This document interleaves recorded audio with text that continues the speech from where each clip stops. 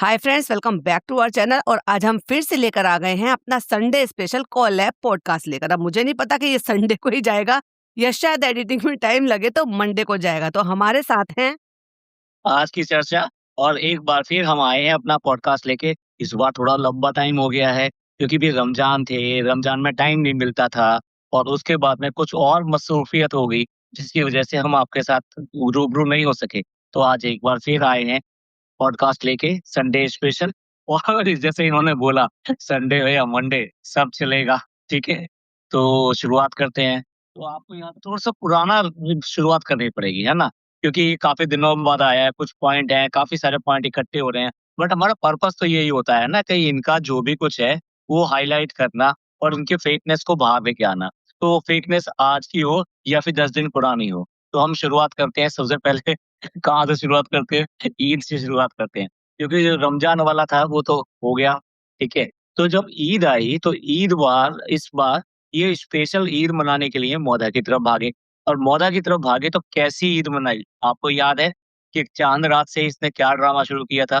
तो आप बताएँगे ज़रा चाँद रात पे इन्होंने क्या किया? जहां चांद रात वाले दिन एक फीमेल को इतने काम होते हैं कि सांस लेने की फुर्सत नहीं होती है, इसको फुदक के अपनी खाला के घर भागने की फुर्सत मिली। हद है भाई साहब। एक तो भाई सभी के लिए लाइट भागी हुई थी वहां पर, कोई स्पेशल इनके लिए तो लाइट भागी हुई नहीं थी। और मुंह उठा के अपनी खाला के घर चली गई। कितने सारे काम होते हैं एक लेडी को। मेहंदी भी लगवाना होता है, कपड़े भी निकाल कर देने होते हैं जेंट्स के, जो जो लोग सुबह नमाज के लिए जाएंगे अपने लिए भी। और फिर तुम जब ससुराल में हो तो चार जिम्मेदारी थोड़ी और भी बढ़ जाती है। ड्राई फ्रूट्स कट होते हैं रात को, अब बहुत सारे लोग भिगो कर करते हैं तो चलो वो कट सुबह को हो जाएंगे। वो सब भीगे पड़े हैं और महारानी जी जो है वो नदारत हैं। ये कैसा कंट्रीब्यूशन तुमने किया? ये कैसी प्रिपरेशन? और टाइटल कौन-सा डाला था? ईद की प्रिपरेशन। प्रिपरेशन करने के लिए थी कहाँ तुम भैया? और चाँद रात के लिए तो तुम थी ही नहीं। देखिए, मैंने तो इसलिए ये आपको पॉइंट दिया था, क्योंकि ये लेडीज़ का पॉइंट होता है कि कितनी-कितनी प्रिपरेशन होती है। तो ईद पे तो मैंने देखा है, कई बार आप जो है चावल भिगोती हो, तो वो भी रात को भिगोने होते हैं, दालें भिगोती हो, चने भिगोते हो, कई बार चने जो है मसाले के चने बनाए जाते हैं, चावल से जो है लोग अगले दिन फिरनी वगैरह बनाते हैं। इसके अलावा जो हम बात करते हैं कि दाल भिगोना, उससे दही बड़े बनते हैं। तो ये सारी प्रिपरेशन रात को करनी होती है। ये सारी चीज़ें रात को करनी होती है, दही जमानी होती है। मतलब एक-एक काम अगर आप देखें ना, तो ये सारे काम रात के 12 बजे तक चलते रहते हैं। तो उसके अलावा जैसे आपने कहा, हमारे भी कपड़े वगैरह कि कल कौन से कपड़े पहनने हैं, उनको देखना या क्या करना। एक टाइम होता था कि उसमें नारे डाले जाते थे, आपको पता हो, ठीक है ना? हो सकता है अभी गाँव में आज की डेट में वो इलास्टिक वाले चले हैं, नहीं चले हैं, लेकिन ये सारी चीज़ें भी देखने वाली होती हैं, कि लास्ट मोमेंट पे कोई फेलियर ना हो, इसलिए सारी चीज़ें रात में की जाती है। और उसके बाद में जैसे आपने कहा रिचुअल जो होता है मेहंदी का, अगर लेडीज़ को बेचारी को टाइम मिल जाता है थोड़ा-सा तो वो अपनी मेहंदी जैसे भी है लगा लेती है, ठीक है? तो ये सारी चीज़ें करनी होती है और ये इसने क्या किया जैसे आपके भाषण फुदक-फुदक के खाला के घर पहुँच गई। क्या वाक़ई में जितने मोहल्ला में लाइट गई थी, उनकी सारी बहुएँ इधर-उधर भागी होंगी, अपना घर छोड़ के भागी होंगी, अपनी ज़िम्मेदारी छोड़ के भागी होंगी और उसके बाद में भी चलिए वो भाग गई तो भाग गई, लेकिन फजर की नमाज़ पे अगर वापस आ गई होती तो जो कमियाँ रह गई थी, वो कम से कम प्रिपरेशन कर लिया जाता। क्यों? क्योंकि जब नमाज़ के लिए निकलते हैं, तो बासी मुँह नहीं निकलते हैं। घर में शीर बनाई जाती है और उसके बाद में 1 प्याला उस शीर या थोड़ा-सा नेक करके, वो खाकर उसके बाद में निकलते हैं। तो ये काम किसका था कि अब उस बूढ़ी माँ के ऊपर सारा का सारा काम छोड़ दिया, उसके ऊपर ज़िम्मेदारी छोड़ दी, तो फिर प्रिपरेशन का ब्लॉक बनाया क्यों? प्रिपरेशन रखा क्यों? पूरी तरीके से एक्सपोज़ होती है। हाँ, बिल्कुल आप सही कह रहे हो। उसकी माँ ने ही बनाया था। और अगर वहाँ पे ये बहुरानी जो है ना, एक तरीके से फुदकने वाली बहुरानी वहाँ पर टिकती तो वो देखती कि उनकी सास जो है वो दूध, चावल, शकराना टाइप का कोई चीज़ बनाती है, जो उनके यहाँ का रिचुअल है। अलग-अलग देखो, अलग-अलग जगह का अलग-अलग होता है। तो जैसे हमारे यहाँ सवेरे-सवेरे खीर बन जाती है, आप लोग सब मुँह अपना मीठा करके अब निकल जाते हो, बाकी प्रिपरेशन चलती रहती है। तो इनके यहाँ पे दूध चावल का कुछ है जो मतलब वो बना के दिया जाता है, जो फनी ने खाया और दिखाया भी था। वो उसकी अम्मा ने तैयार किया था। फजर की नमाज के टाइम ही वो उठ गए थे। फजर की नमाज के टाइम पर जनरेटर आ गया था। चलो मैंने माना रात को जनरेटर नहीं आया था। तो जब फजर की नमाज के टाइम क्या बहुरानी एक दिन टाइम से उठकर नहीं आ सकती थी? वो ये देखने के लिए जब तुम ससुराल में आए थे तो ससुराल के रिचुअल भी तो तुम्हारा देखने का बनता है। ठीक है, तुम नहीं कर रहे थे, अम्मा कर रही थी और वहाँ रहना तो बनता था तुम्हारा। पर तुम तो भैया महारानी 5 बजे तक जागी है, ये पता है, आपने देखा है। अब उनके ब्लॉग तो बनता ही है कि अब फ्रेंड्स अब देखो 5 बजे तक जाग रहा है ये। तो भैया जब 5 बजे तक जाग ही रही थी, तो आ जाती अपने ससुराल में देखने के लिए। तू खाई की तैयारी कर रही है। अब देखिए ईद जैसा ओकेशन सोचिए ना, ईद जैसे ओकेशन पे वो सुबह 5 बजे उठ के ये काम के लिए नहीं आ सकती। लेकिन हाँ, किसी को फ्लाइट से लेने के लिए 5 बजे जाग कर जा सकती है। साल में 1 दिन आता है ईद का, वो 1 दिन इसके लिए ऐसा नहीं है कि वो उसको तरीके से जो रिचुअल है, उसके तरीके से कर ले। ना केवल रात इसने बर्बाद कर दी, उसके बाद में अगला दिन भी देखिए, जब वो नमाज़ पढ़ के आ गया, मतलब सब कुछ करके आ गया और 10-11 बजे जब वो उसके पास पहुँचा होगा, तब महारानी सो के उठ के आई है, साफ दिखाई दे रही थी इसकी आँखों की पफीनेस कि ये तभी की तभी उठी है, ईद मुबारक हो खाला, तो तब जाके आई हैं और तब उसको यहाँ पे लेके आया गया। उसके बाद में भी इसने कोई मेहमान को, किसी को कोई अटेंड नहीं किया। थोड़ी-सी देर करके भाग गई। और आपको पता है, खाला के घर में तो कोई मर्द था ही नहीं, तो खाला उठकर करती भी क्या, जो वो दुकाना पड़ने जाते और खाला तैयारी करती। खाला भी अपना पैर पसा के आराम से सो रही थी। खाला भांजी ईद वाले दिन 12 बजे तक पैर पसा के सो रही थी, जब तक दुकाना पड़कर उनका दामाद उनकी बेटी को लेने आया, उसने ही जाकर जगाया है। आंखें जो सूजी पड़ी थी ना, उससे ही पता चल रहा है कि ये जस्ट फनी के आने के बाद जागी ये दोनों खाला भांजी। ऐसा ही है। और देखो ना घर पे देखो 4 मेहमान आते हैं। देखिए, हम लोग शहर में रहते हैं तो हमारे पास में इतने सारे लोग नहीं आते एक बार को मिलने के लिए। लेकिन गाँव में तो ये रिचुअल है सबका और रियली बता रहा हूँ, आपने भी देखा है कि घर के अंदर ये हाल होता है, क्रॉकरी के 2 सेट निकाल के रखने पड़ते हैं। हम्म। क्योंकि लोग आते हैं, उनको खाना-पीना दिया जाता है, उसके बाद में फिर दूसरे लोग आ जाते हैं, तो इतने वो टाइम नहीं मिलता है कि वो ये फर्स्ट जो सेट है, उसको वॉश करके दोबारा से आप पेश कर दो। तो इतना हाल रहता है। तो वहाँ गाँव में तो और भी ज़्यादा हाल रहा होगा। तो इसने किस मेहमान का स्वागत कर लिया, किस मेहमान के प्रिपरेशन के लिए उसने ये सब चीज़ें करके दे दी। और आप मानते हैं एग्री वहाँ पे उनके हाउस हेल्प है, सब कुछ है। लेकिन ये जो था एक एक बहुरानी का फ़र्ज़ है निभाना, वो उसमें बिल्कुल 100% फेल रही। आप जो हाउस हेल्प की बात कर रहे हो ना, रुखसाना बाजी है और एक गुड़िया है, वो दोनों ही मुस्लिम है, तो क्या उनके घर की ईद नहीं थी? हाँ, अगर हुई होगी तो जो मुझे नहीं दिखाई दी, हो सकता है वो जो रचना दीदी है ना, हो सकता है वो वहाँ पर रुकी हुई हो। पर इतना तरस आ रहा था पता है दोनों बूढ़ा-बूढ़ी को देखकर, क्योंकि जब तक बहुरानी नहीं आई थी, शीर-खुरमा नहीं बना था। इसका मतलब वो जो उनकी सास थी, उन्होंने वो दूध और चावल अपना घोल दिए होंगे, वही अपना पढ़कर हो सकता है बाप-बेटे दोनों नमाज़ के लिए चले गए, क्योंकि पापा को नहीं दिखाया था उसने नमाज़ पढ़ते जाते, खुद को दिखाया था और वहाँ पे भी अकेला बैठा था। और अगर पापा भी नमाज़ के लिए जाते, तो क्या बुलेट पे पापा को नहीं बिठा के लेकर आता? आपको याद है? जब ये नमाज़ पढ़ कर बाहर निकला था ईदगाह पे, तो बुलेट पे अकेला बैठकर निकला था। बुलेट नहीं थी, वो बाइक जो भी है सस्ती-सी इसकी, उस पर बैठकर ये अकेला निकला था, फ्रेंड अब हम जा रहे हैं घर। लेकिन इसके पापा साथ में नहीं थे। आप लोग नहीं जाते हो दोनों पापा-बेटे साथ में जाते हो? कभी टू व्हीलर से, कभी गाड़ी से नमाज़ के लिए? तो बस ऐसा ही है, ईद तो इन्होंने सिर्फ़ लपेटी है। इसको बिल्कुल नहीं कह सकते कि ईद इन्होंने मनाई है। ईद का सिर्फ़ ड्रामा किया है मनाने का, लेकिन एक्चुअल में ईद इन्होंने बिल्कुल नहीं मनाई। तो ये जो ईद के लिए भाग कर गई थी, वो तो इसका जो प्लान था, वो अनसक्सेसफुल रहा। किसी भी तरीके से ये इस तरह से खरी नहीं उतरी अपनी ज़िम्मेदारी लेने के लिए और बेशक, बेशक बच्चों को ज़रूर सिखाएगी ये, हाँ। ठीक है?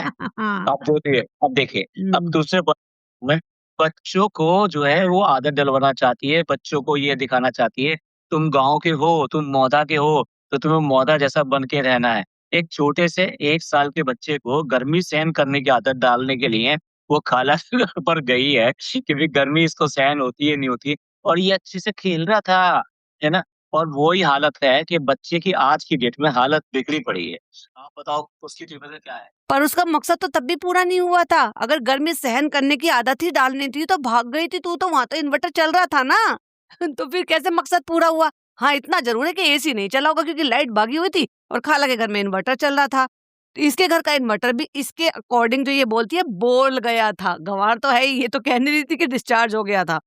तो मेरा कहने का मतलब ये है कि पहले अल्लाह की बंदी खुद तो सहना सीख ले, खुद तो कुछ करना सीख ले, उस 1 साल के बच्चे को बाद में ही सिखा लेना। एक 10 महीने के बच्चे को सहना सिखा रही है, बताओ ये। फनी भी बोल रहा था, हमें इसको देसी बनाना है। मतलब दोनों मिलके बच्चे की परवरिश पे बात कर रहे थे। पहले खुद की तो परवरिश देख ले। एक बहू होने के नाते वो वहाँ से भाग रही थी और बच्चे को ये सिखाना चाहती है कि इस गाँव के रिचुअल तेरे को करने हैं और तेरे को ये सहन करना चाहिए कि गर्मी में भी आना है, यहाँ पे सब कुछ करना है। एक बच्चे को 1 साल से छोटे बच्चे को सिखाने को तैयार है। लेकिन अब देखो खुद अपना फर्ज़ निभाने को तैयार नहीं है। दोनों में से कोई सा भी। इसीलिए आजकल इन पे सबसे ज़्यादा गालियाँ पड़ती हैं क्योंकि ये बोलते बहुत हैं। दूसरों को शिक्षा देने में, दूसरों को बताने में सबसे आगे।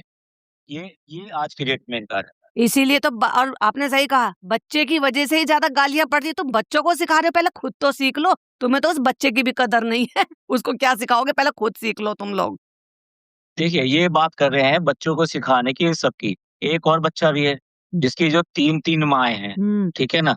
और 3 माँओं के बाद में भी वो बेचारा है, हम्म। उसको कोई पूछने वाला नहीं है। आप समझ गए होंगे मैं किसकी बात कर रहा हूँ। बेचारा क्योंकि नहीं, एक ही एक्चुअली बच्ची है बेचारी। बेचारी, यस। तो एक ही है जिसके 3-3 माँएँ हैं। हम्म। मैं बात कर रहा हूँ, शहर की बात कर रहा हूँ। शहर की 3-3 माँएँ बताएगी, ठीक है? देखो उसकी तो 3 माँएँ हैं और 3 माँ इसका ख़्याल रखती हैं। कैसे ख़्याल रखती हैं, अब मैं आपको ये बताता हूँ कि ईदी देने के मामले में तीनों की तीनों माँएँ फ़ेल रहीं, ठीक है? एक माँ जो अब विदा कर रही थी, चालू को विदा कर रही थी, तो चालू को विदा करते समय भी उसने विदाई दी उसको, उसके बच्चे को भी विदाई दी और ईदी भी दी, ठीक है? लेकिन वहीं पर से बिल्कुल बराबर का रिश्ता उस बच्ची का भी बैठता था, उसको ईदी नहीं दी गई, हम्म। ठीक है? दूसरी माँ, माँ वहाँ पर ट्रेन के अंदर मिलने के लिए आई रात को 12 बजे के बाद में और वो ईदी दे के गई, बच्चे को भी ईदी दे के गई और अपनी बेटी को भी ईदी दे के गई। लेकिन वो जो बेटी है, मुँह बोली बेटी, उसको कोई ईदी-विदी देने का कोई मतलब नहीं था, ठीक है? तीसरी माँ तीसरी माँ जो है मुंबई में बैठी हुई थी, अब वो वहाँ पे पहुँची, तो उसने उसको ईदी दी, अपनी बेटी को दी, अपने दामाद सॉरी वो अपने नवासे को दी, एक हैम्पर सजा के रखा। 35 साल की औरत के लिए तो ईदी के लिए उसको एक हैम्पर सजा के रखा जा सकता है, लेकिन एक बच्ची जिसको वो बिन माँ की बच्ची कहते हैं और ये कहते हैं हम इसकी माँ हैं, तो ये कैसा दोगलापन 3-3 माँओं के होते हुए एक बच्ची को ईदी नसीब नहीं हुई और ऐसा नहीं है। मैं उसमें कुछ ऐड ऑन करना चाहूंगी, क्योंकि पता है क्या है, ये है ही नहीं एक्चुअली। वो जो आप समझ रहे हो ना, ये वो है ही नहीं। क्योंकि कैमरे के पीछे ना नोट दिए जाते हैं, ठीक है? फिर वो चाहे जो मुदाहा में रह गई थी वो वाली माँ हो, फिर चाहे अब देखो चालू अपने पैसे से उसको क्यों देगी जिसको वो साथ लेकर जा रही है? तो वो जो मुदाहा में माँ रह गई है ना, जो खुद नौकरी कर रही है आज की डेट में इनके यहाँ पे, तो वो अपनी सैलरी में से पैसे देगी भला? ना। जो अपने बच्चों को ईदी नहीं दे रही, अपने बच्चों को भी तो ईदी भिजवा सकती थी, नहीं भिजवाई वो। तो ऐसे ही वो जो बाजा खाला है, वो जो खाना लेकर आती है ना, उस तक की भी उसको पेमेंट की जाती है और उनको ही बिहाइंड द कैमरा पैसे दिए जाते हैं कि लो तुम ये अपनी तरफ से दे दो। अब तो ये कंफर्म हो गया है कि कैमरे के पीछे ऐसे ही होता है, नोट पकड़ाए जाते हैं, फिर चाहे वो अम्मा हो, अम्मा की क्या पेंशन आ रही है, लेकिन अम्मा से नोट दिलवाए जाते हैं कि तुम अम्मा इनको दे दो, तुम अम्मा इनको दे दो। जो अम्मा 200-200 रुपए इससे मांगती है जब वहां से लौट कर आती है कि हाँ चालू हमें पैसे दे दे, हम नान को देंगे और पिज्जा को देंगे, तो आपको लगता है कि वो 500-500 रुपए बांटेंगी? तो इसका जो रियल है ना वो ये है। तो चालू अपने ही पैसे जिस लड़की को साथ लेकर जा रही है उसको क्यों दिलवाएगी? हाँ, अगर खाला दोनों खाला है या वो जो अम्मी है वो वाकई में बेटी मानती ना, तो अपनी तरफ का पैसा खर्च करती। मत दो 500 रुपए, 100 रुपए दे दो, अरे 50 रुपए दे दो। वो क्या होता है, उससे आपकी नीयत जानी जाती है, लेकिन इन लोगों की नीयत है ही नहीं। इन लोगों की है ना, पता क्या है, गरीब बाप की बेटी है। आपको तो ये भी नहीं पता कि कितना गंदा बोला जाता है, बिहाइंड द कैमरा कितना गंदा बोला जाता है। चलो छोड़ो, जो बिहाइंड द कैमरा है उसमें मैं बात ही नहीं करूंगी। मैं बात उस पर करूंगी जो कैमरे पर दिखता है। तो ये दिखावे के रिश्ते होते हैं और इस लड़की को एज अ सर्वेंट के अलावा और उसको किसी और तरीके से देखा ही नहीं जाता। अब क्योंकि बच्चा दिखाओ पैसा कमाओ, आपको नहीं पता सौरभ जोशी के व्लॉग जो ना रोजाना देखती है, क्योंकि वो भी डेली व्लॉगर है।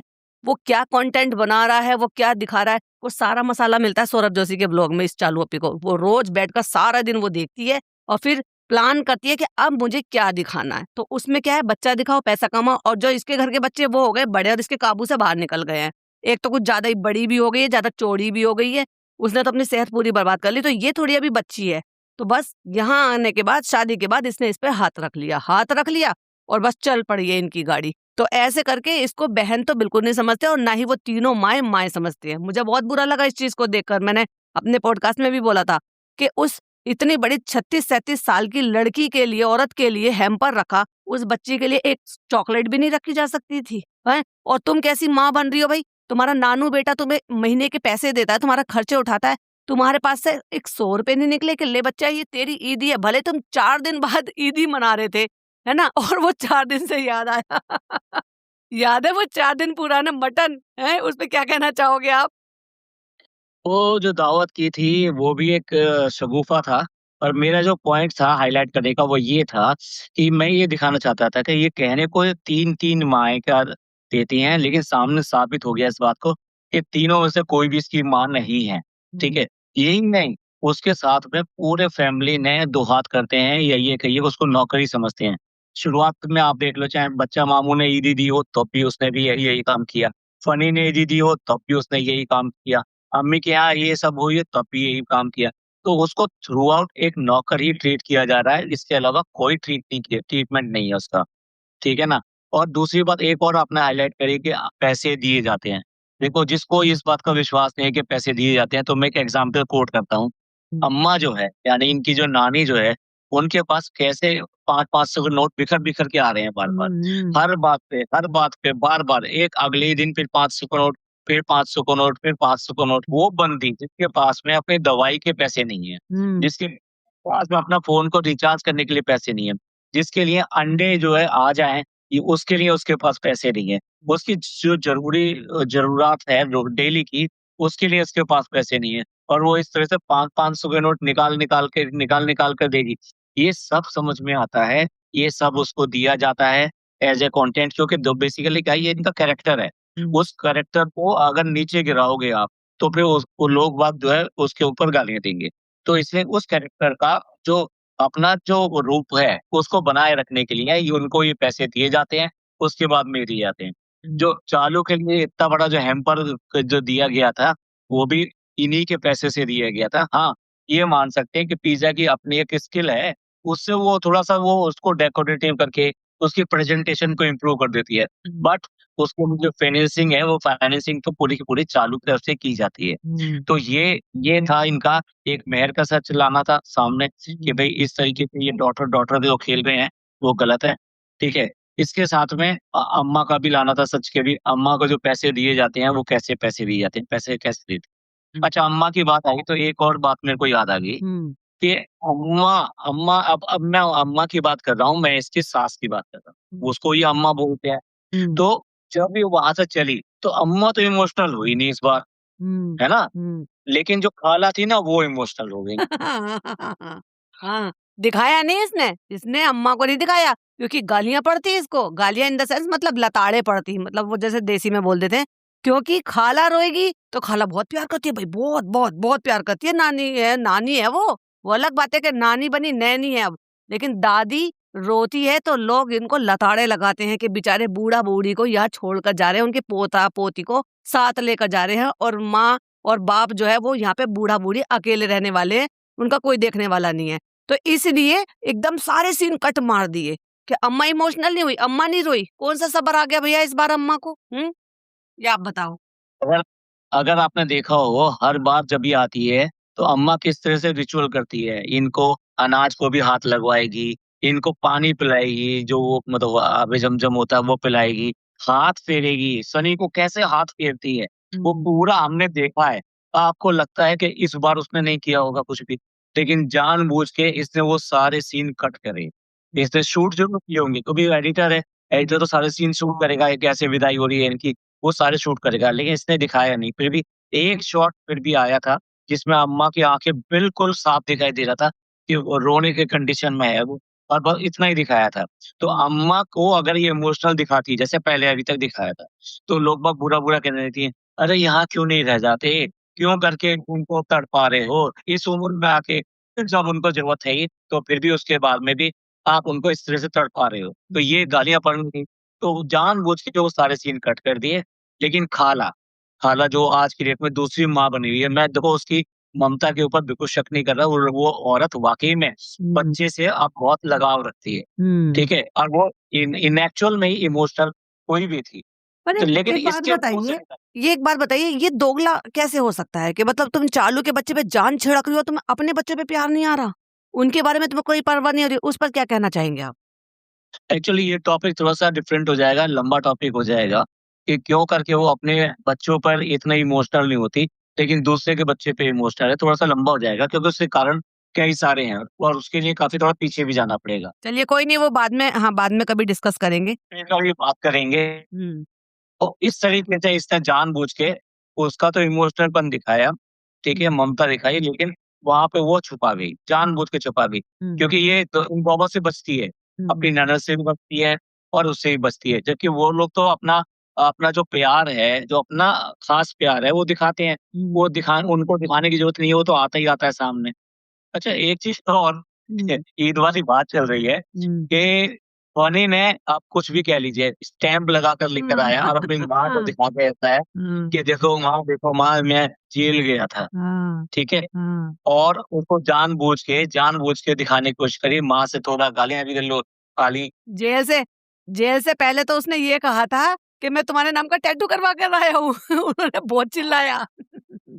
तो वो एक भी इस्लाम में टैटू करना ठीक नहीं है, नमाज भी नहीं होगी, और बार-बार चालू ये कह रही है, पापा को दिखाओ, पापा को दिखाओ, ठीक है? तो ये जो ड्रामा कर रहे थे और उसके बाद में उसका नाम रख दिया गया जेल जाने का। मैं कह रहा हूँ, रात को कौन-सी जेल होती है और किसको मिलने गया और क्यों मिलने गया? और उसको जिससे मिलने गया उसने ऐसा क्या अपराध कर दिया था? ये भी बताना चाहिए था फिर। क्योंकि भई अगर तुम्हारा कोई नियर डियर है, तभी तो जाओगे आप ऐसा करने के लिए। और वो क्यों करके गया? मैं मानता हूँ कि कुछ लोग फँसा दिए जाते हैं, उसके बाद में जेल जाते हैं। फँसाने पे भी तो जेल चले जाते हैं। लेकिन आरोप तो आरोप है। आपने बिल्कुल सही कहा। कोई डेफ़िनेटली बहुत ख़ास होगा जो इतने बिज़ी स्केड्यूल से ये निकाल कर ईद वाले दिन ये जेल मिलने के लिए गया। ईद वाला दिन था, कौन-सा दिन था वो? शायद कुछ कर रही थी उनकी अम्मा बैठी हुई। ईद से नेक्स्ट डे, हाँ, दूसरा दिन, ईद का दूसरा दिन था। अभी सोचने वाली बात है, ऐसा कौन-सा ख़ास पर्सन था ये जिसको ये जेल में मिलने के लिए गया, लेकिन रीज़न नहीं बताया। बता तो दिया कि जेल मिलने के लिए गया था। अब वो स्टैम्प को छुपाने का बहाना था, आपको क्या लगता है? एक जो पब वाली कहानी चल रही थी, वो भी है, ठीक है ना? कि वो डेफ़िनेटली वो पब वगैरह में गया होगा। हालाँकि अगर ये बात की जाए कि ये गया होगा या नहीं गया हो, और इस तरह का निशान पब के लिए भी होता है, तो दोनों ही बातें हो सकती हैं। लेकिन जिस तरह की इसकी पहले की रही है, उससे तो लगता है कि भई हो सकता है ये पब में भी जा सकता है, क्योंकि इसने मुंबई में भी ये वाले काम तो किए हैं। चलिए भई, अल्लाह मालिक है और यही जानता है इस बारे में, और लोग अपने आप डिसाइड कर लेंगे कि कौन-सा क्या है। अच्छा, मस्जिद में पेंट कराया भाई, कितना बढ़िया काम किया, कितना नेक काम किया, रमज़ान के महीने में काम किए। और उसको गिनाने में कहीं कोई कसर नहीं छोड़ी। आपने देखा होगा ना, बार-बार व्लॉग में लगातार 3 व्लॉग में ये फोकस पॉइंट रहा है कि हमने मस्जिद को पेंट करा दिया, और पूरा क्रेडिट लेने को तैयार हैं। जब देखा जाए तो ये कंट्रिब्यूटिव वर्क था, मतलब दूसरे लोगों ने भी किया था। मेबी ये कितना काम रहा होगा, 15 से 20,000 रुपए करीब काम रहा होगा, कि जब इन्होंने पेंट कराया होगा। बात वैल्यू की नहीं है, बात इसकी है कि इन्होंने इसको कितना गाया, और जो कि ये कंट्रिब्यूटिव था। जो और लोग थे उन्होंने भी उसमें कंट्रीब्यूशन दिया, ये खुद बोला है। लेकिन उसके बाद में बार-बार ये कि हाँ, तुमने फनी अच्छा किया, ये करा दिया, ये कितना अच्छा लग रहा है, आप कितनी खूबसूरत लग रही है। बार-बार उसी पॉइंट को फोकस किया गया कि तुमने करा दिया, यानी कि डब्बा ने करा दिया। इस पूरे बात गाँव में एक गाना। इस बात पे मुझे 2 कहावत याद आती हैं। एक तो इनकी सिचुएशन पे एक ही कहावत बैठी है, नेकी कर और दरिया में डाल। और दूसरा, हींग लगे न फिटकरी रंग चोखा। लोगों ने मिलके काम किया, वाहवाही खुद लूट ली। और अच्छा नेक काम किया मस्जिद में पेंट करा के, और गा-गा के वो मट्टी पलीत कर दी। अब तो सुना रही थी, एक कहावत मैं भी सुना देती हूँ, धोता चना बाजे गिरा, हाँ, ये भी सही है। ठीक है? ये धोते चने हैं, एक इतनी सी बात को कितना गा रहे हैं, जबकि इस्लाम में ये कहा गया है कि कभी भी इन चीज़ों को गाना बजाना नहीं चाहिए। बिल्कुल। लेकिन फिर भी इन्होंने उस मस्जिद को पेंट को इतना बड़ा इश्यू दिखाया कि जैसे वो बहुत ऐसा काम कर रहे हैं, जबकि आप इनकी कमाई देखिए भाई, इनकी कमाई देखिए, और उसके बाद में इनके ये देखिए, ये कितनी चिंदीगिरी पे उतर आते हैं। यस, आपने बिल्कुल सही कहा है। और आपकी कहावत भी फिट बैठती है, थोथा चना बाजे गाना। वो यही होता है कि जो थोथा चना होता है ना, वो आवाज बहुत करता है, करता कुछ नहीं है। मतलब इतना अच्छा काम तुमने कराया कि तुमने मस्जिद में पेंट कराया जहाँ पे अल्लाह का नाम लेने के लिए जाते हो, उसको 20,000 बार दिखा दिखा के कितनी अच्छी लग रही है, कितनी अच्छी लग रही है। अच्छी लग रही है वो बात अलग है, लेकिन गा गा के जो ये बता रहे हैं ना मियाँ बीवी कि हमने पेंट कराई है, हमने पेंट कराई, लेकिन असली बात नहीं बता रहे कि वहां और लोगों ने भी हिस्सेदारी निभाई है। बहुत ही लीचड़ लोग हैं, सच्ची में बता रही हूँ। जितना अल्लाह ने दिया है ना, उतने ही दिल छोटे हैं इनके। शबनम जी, 2 दिन से ना लाइट है, ना पानी है, ना कुछ है, तो नेटवर्क भी नहीं आ रहा है ठीक से। तो ऐसा करते हैं कि आज ये इसको यहीं एंड कर लेते हैं, और इसका पार्ट 2 जो है फिर कल रिलीज़ कर देंगे। हाँ, सही कह रहे हैं आप, कोई बात नहीं। आज इसका पार्ट 2 जाने देते हैं और इसका सॉरी पार्ट 1 जाने देते हैं, पार्ट 2 इसका कल आपको देखने के लिए मिल जाएगा। तो यहाँ तक कि अगर हमारे जो है ये पूरा का पूरा हफ्ते का लेखा-जोखा अगर आपको पसंद आया हो, तो प्लीज़ हमारे चैनल को लाइक कीजिएगा, शेयर कीजिएगा और आपकी क्या ओपिनियन है वो भी ज़रूर से शेयर कीजिएगा। तो ठीक है, फिर मिलते हैं अगले पॉडकास्ट में। तब तक के लिए बाय-बाय और अपने कमेंट्स करना मत भूलिएगा। थैंक यू, शुक्रिया।